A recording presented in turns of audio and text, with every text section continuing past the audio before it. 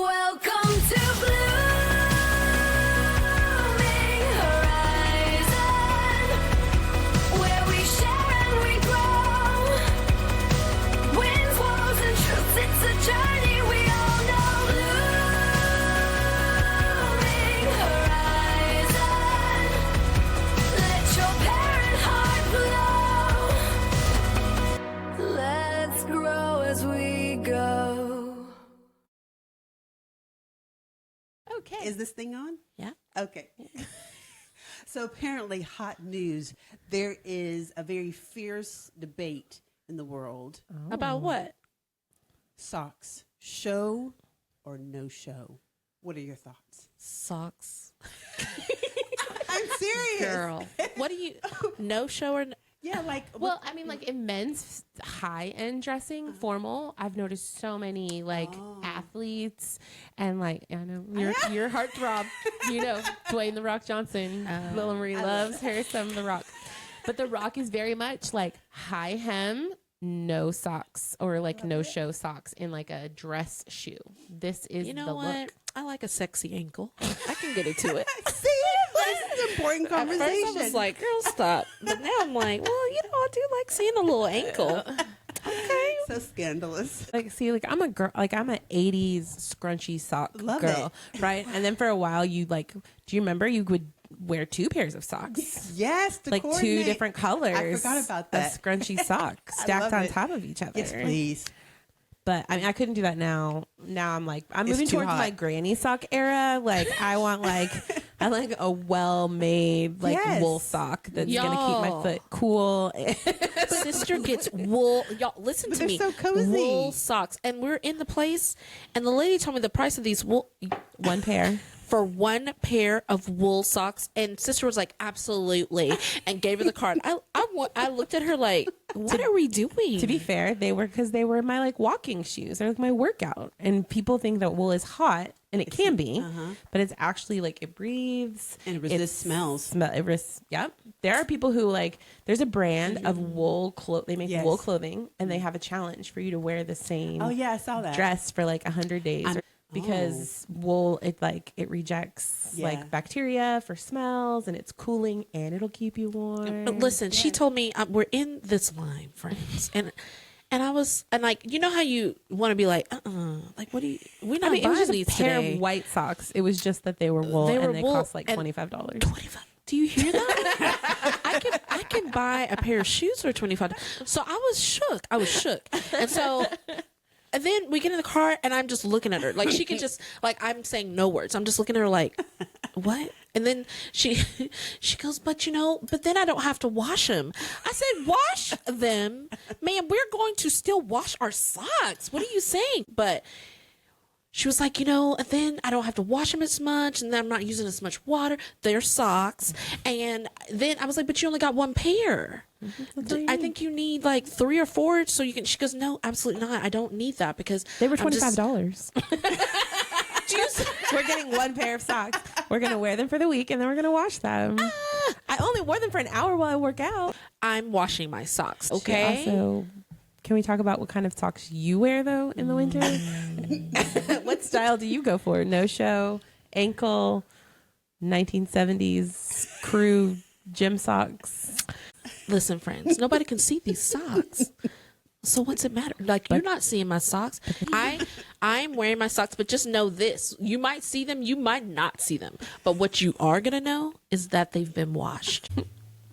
Well, Congratulations. Yeah. Thank you so but much. to answer your question, No, they it are tall doesn't. socks. No, they're Hers are tall. socks. Or no socks. I like no socks too. I'm a no sock girl. I think my teenagers are low, like Low. not Like the not ankle? the unshow. Yeah, the ankle. Yeah. When he was a preteen, we went through the printed socks. Oh, Okay. Like that's Bob fine. Ross socks and okay. llamas on your socks. Yeah. The Office I like it. kind of socks. My husband is now, he plays pickleball. And so, I mean, apparently you need really fancy knee-high compression socks to really elevate your game. He made that up. But he came home. He looked cute that day. So those are like a thing too. But I won't say how much those cost. No, because I'll get They cost upset. more than $25 with a coupon. Oh, with the coupon? Yeah. Compression. But they work hard. We all work hard, so We all should get you can something get the nice. wool socks for $20. So that's our sock situation. Weigh in. Show no show. Wool, tall, Tall, short. fancy. I think I want to go in for some really cozy. Socks that you Moving on hear. to our topic. What are we talking about? Today we're talking about how to find your way, how to fight out of burnout, like how to get above the waves. And when you're in burnout, what are the first steps just to start to make some headway, to get healing and get some movement, to restore some hope? Because when you're in the midst of a burnout, sometimes like a 12-step plan is not going to work. That requires like a long-term thinking, which you don't have when you're in burnout. It requires a lot of energy that you don't have when you're in burnout. So what do you do when you're just trying to not be burned out? Like, we're not even talking about achievement. We're talking about living. You realize you're in burnout, but you're still exhausted. You're still burnt out. So the idea of implementing, because I know I've done that. I found myself in burnout and been like, wipe the board clean. We're going to redo everything. We're going to only eat whole foods, and we're going to go on strict schedules, and that just leads to more burnout and disappointment and feelings of failure. Feelings of failure. I've been there. Yeah. Done that. Now, it depends on where you are in your burnout, right? Like some people are functioning burnout people, like you're functioning. And then there's some people who are like, I am struggling. So for those that are like, I'm at the very bottom of the floor, listen, friend, it's okay. Do two things. Go brush your teeth and wash your butt. That's it. Start there. Start Yes. there. Just start there. Do Sometimes those two that's the things. hardest thing. Seriously. And if you can do that for a week, now let's add in something else. Some Okay, clean put a clothes. bra on. Maybe drink some water, wash your butt. Yeah, drink some water, wash your butt. And and just keeping yourself clean could simply just be a package of baby wipes. Like sometimes you have to do what you can do, and I think if the more we talk about it and take the shame off that might be felt of like you being stuck in one place. Like I've even heard Kristen Bell, Disney princess Kristen Bell, talk about that she has a check sheet that she worked up with her therapist, that if she wakes up and she feels like she can't do not one thing today, it's, have you drank some water? Did you eat something? And some days she can only do like 1 and 2. Yeah. Then it's, did you drink some water? Did you eat something? Have you moved your body? Yeah. We have to be able to talk about that. Like there's days where, did you drink some water? Great. Yeah. I'm glad you're taking care of yourself. You're Good pouring, job. literally pouring into yourself. Yeah. Like, that's So let's talk about people that, they're functioning, but they are feeling exhausted and their brain, it just feels like everything takes double the time. Yeah. Like washing the dishes. Normally it takes me 15 minutes to get in here and do this. Why is this taking me an hour? Those people. Well, I would say a couple of things. If you can delegate, That's good. ask for help. That's a sign of strength, and self-awareness, not of weakness. But if you're going it alone, if you don't have a life partner or co-parent, or it's just not going to work for you and you can't delegate, then what I do for myself is I take the things that I have to do and I add a rewarding component to it. And it's not a reward for after I finish. Let's go with the washing the dishes. I don't like to wash dishes on any day. I will say that.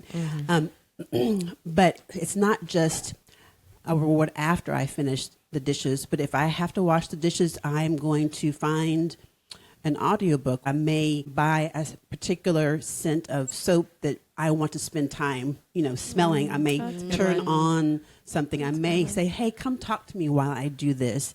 I bring in the helps that elevate my spirit, so that kind of like a healthy distraction. Yeah. That's good. And a reward.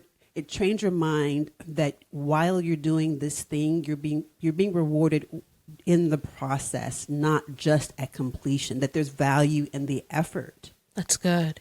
And you know what? It's kind of like, it's like setting a table. Right? When you're going to be intentional, like it's Christmas or something like that, and you like set the table with the fine china and stuff. That's how I go about my chores, friends. Like, I'm going to put on my favorite apron. I'm going to put my jams on the Alexa, or I'm going to put on, cause I love trashy romance novels. I'm going to put one of those on, and then I'm going to do the things, and it goes by faster when you have set the table. You've set a plan in place and it's felt intentional. It feels different. I'm gonna put my tennis shoes on so I don't sit down. Like there's just these little things that you do so that you can get it done. Yeah. I would even say that, like, if you're trying to figure out the plan, like you don't know what your table setting looks like yet, trying to find those voices, like if you're going to doom scroll, at least try to start doom scrolling about like external motivation, getting going out of a rut. Like start listening to voices that encourage you, because like you talked about getting your shoes on. One of the things that I did to kind of help myself get back on track was follow a content creator, and that is something that she really like emphasizes, is like to be like Mr. Rogers, and you always have your shoes on the inside, even if they're your inside the house shoes. Because your brain, if you have shoes on, your brain will automatically be like, oh, we're going to do something. So like finding those things that could just be like, you might just get up, put your shoes on and sit back down, but you've put your shoes on and you've set an expectation in your brain that like, we did that. We got up. We did a thing. We have a friend who would call us and be like, will you be my imaginary friend today? And I'd be like, okay. She's like, I just need to fold this laundry, but I can't get started. And she would literally just want you to sit on the phone with her while she folded laundry and chat with her. I think another like first step is for me was also just kind of thinking about like nutritionally, like what I was doing. So I might not be able to like cook a whole food meal, but I would be like, well, let me just go ahead and get these vitamins. Let me start a multivitamin. Let me do a cortisol manager. Let me, let's stop drinking the coffee. Let me trying like herbal tea.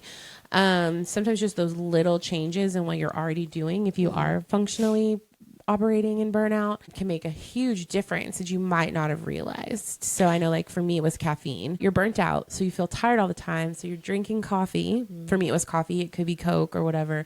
You were seeking caffeine because you felt like, oh, I'm tired. This is going to give me a boost. But all it did was allow for more anxiety. Me, everybody's different. And so once I realized, like I have a very specific moment where I know I was super burned out and dealing with a lot of external pressures. And I was like upping my coffee. Like I was, and in hindsight, once I took the coffee out, the coffee was making me more anxious and giving me crashes. So I had kind of put myself on this wheel, like, oh, I'm tired. Let me drink some coffee. Oh, now I'm feeling anxious and I crash from the caffeine. So I think also just kind of maybe sitting down and looking at one small thing that you can do and see if it makes a difference. And if it doesn't, try something else. I know when I was kind of clawing my way out or back towards health, I did pay some attention to some supplements and things I was putting in my body. And, always do your own research. We're all responsible for our own lives and our own bodies. But I share what I did. I got some GABA supplements, which helps with your brain processing. It's kind of something we already have in our bodies, but you can be low in it, or you can be depleted from stress. You may look at some L-theanine, which also helps to calm. Magnesium in the evening helps to calm your body, helps to regulate some different functions in your body. A big one to think about is your complex B vitamins. Those really help to regulate your nervous system. And if you're in burnout, there's a good chance that you're also eating more processed foods, even like snacky crackers and things like that.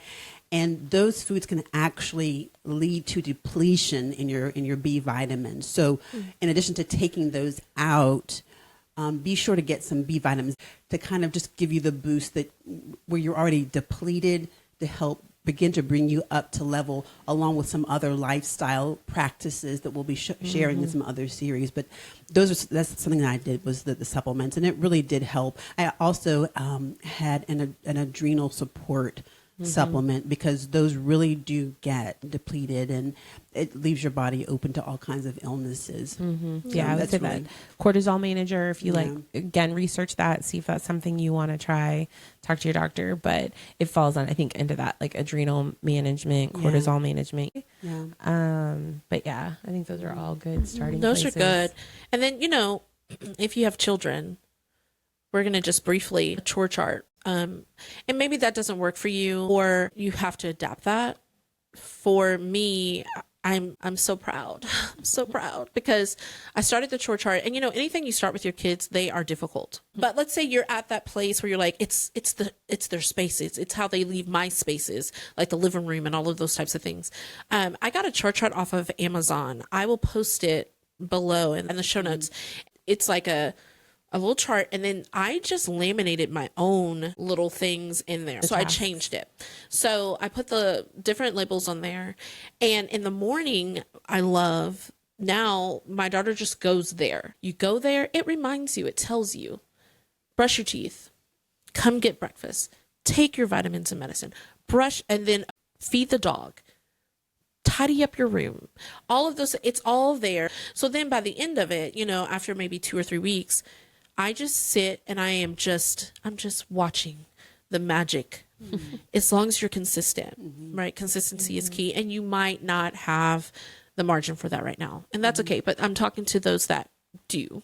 So that is something for sure. And then Cristina, you have something that you kind of brought to us, and it's about fair play. Yes. I think we're going to talk more about that in a different series, but just like a little bit about it for those, and we will put it in the show notes as well. Okay. So Fair Play is a book, and it's a philosophy, but this idea of creating balance in the domestic responsibilities. It could be with yourself if you live alone. It's kind of like prioritizing the things that need to get done, that are important. But its main emphasis is in relationship. If you are co-parenting, if you have a roommate, and just introducing this idea of sitting down and really looking at who's doing what and why. If there is something that you hate doing, but it's important to the person that you are living with, then maybe they need to be the person that is owning that. I know for me, being a people pleaser, I entered into my relationship with a lot of false ideas of what my responsibility was. Spoiler alert, I thought everything was my responsibility.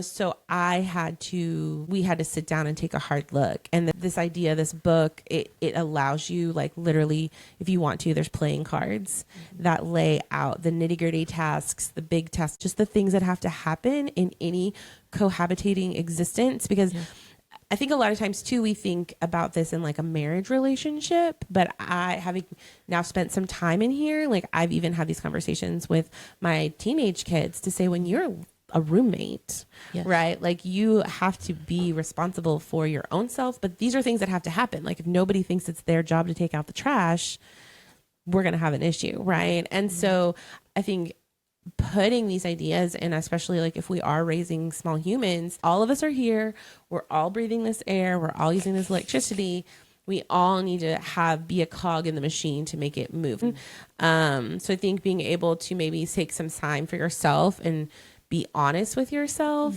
Are you doing the lion's share of the work? So some of you might right now be like, oh no, I mean, he or she or whomever, well, they help out. Like they do trash. And if I need them to run so-and-so to soccer, they do that. Now, that's great.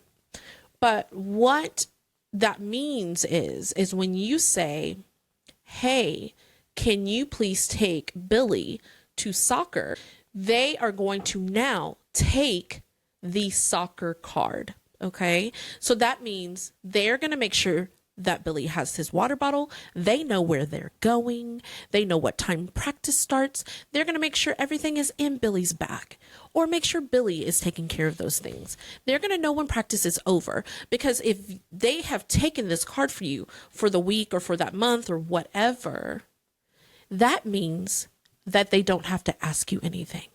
Yeah. The mental load should not still be on you. I mean, you can live that way, but now you're still a part of that situation. You're still a part of making sure Billy gets to soccer practice, even though you're not physically doing it. For me, it's the mental.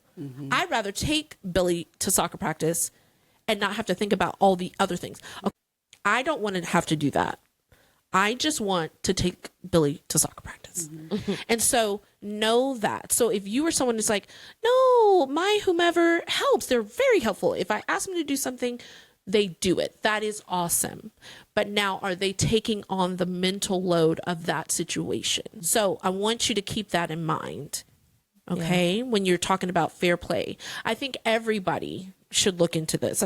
Because I think that's where a lot of the burnout comes from. Just society seems to be struggling today to do the things. Like, this is why we have a lot of the incidences that we see of people being overwhelmed and leading to destructive behavior, right? Like, but what has changed, and I think what has changed is the mental load. Our brains developmentally just were never designed to carry the amount of information and schedules and keep track of all of the things that it does. And so then there becomes a point where your brain says, oh, no, thank you, I need a rest. And it's going to sit itself down if you aren't being present and aware of what you're doing. And again, I do think this is a conversation that should be happening in business. I think it should be happening in schools. I think it should be happening everywhere, because unless you are working by yourself, alone, never interacting with another person, we need to, try to make sure that we have incorporated as many people into that process to make it function well for everyone. And I think you're seeing the equivalent of this outside of a home and hearth in like quiet quitting. Yeah. Right. You know what I mean? If you need a little shake up, if you need to make people cognizant, I love that story. It's so old now, right? Where the husband comes home and he's like, oh, what did you do today? And the wife was like, oh, I did this, that, and the other. And he's like, oh, okay, well, why isn't dinner cooked? Right. Or why, just simple question like, oh, did you get the trash taken out? Oh, no, I didn't today. And so the next day the husband comes home, front doors open, dogs are running loose in the yard. One kid's naked, running around.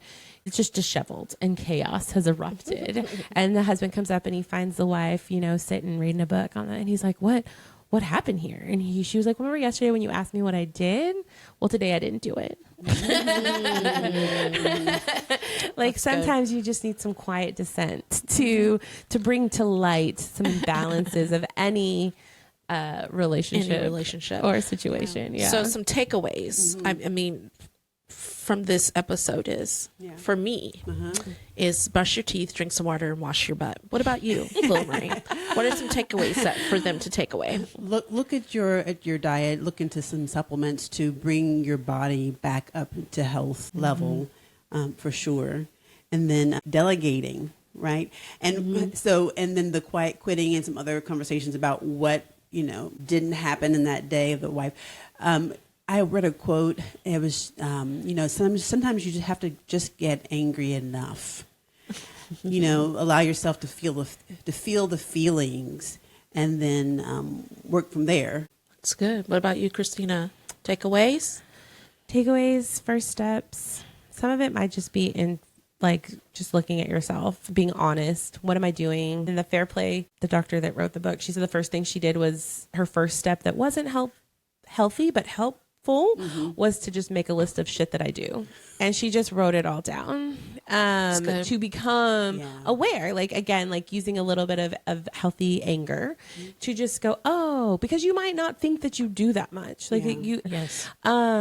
Just maybe make a list and and if it makes you angry, use that as something to propel start, you, for sure. Get some motion in there. And then cross off the list of things that you don't want to do anymore and either delegate them, find somebody else to do them.